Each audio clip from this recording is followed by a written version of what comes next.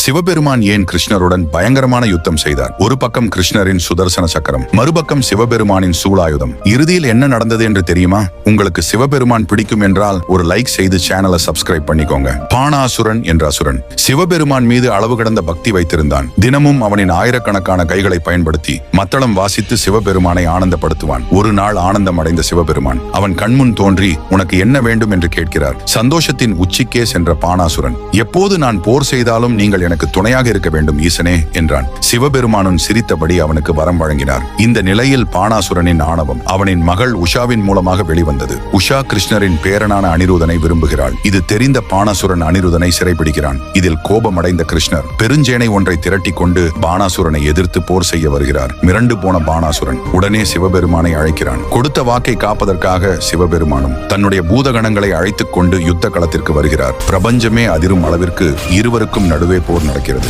முக்கோடி தேவர்களும் அரண்டு போனார்கள். ஆனால் கிருஷ்ணர் பாணாசுரனின் ஆணவத்தையும் அழிக்க வேண்டும், சிவபெருமானின் வரத்தையும் காக்க வேண்டும் என்று எண்ணினார். உடனே தனது சுதர்சன சக்கரத்தை பயன்படுத்தி பாணாசுரனின் அனைத்து கைகளையும் துண்டித்து அவனின் கர்வத்தை அடக்குகிறார். அப்பொழுதுதான் பாணாசுரனுக்கு புரிகிறது, ஹரியும் சிவனும் ஒன்று என்று. ஹரி நாராயணா என கமெண்ட் செய்யுங்கள்.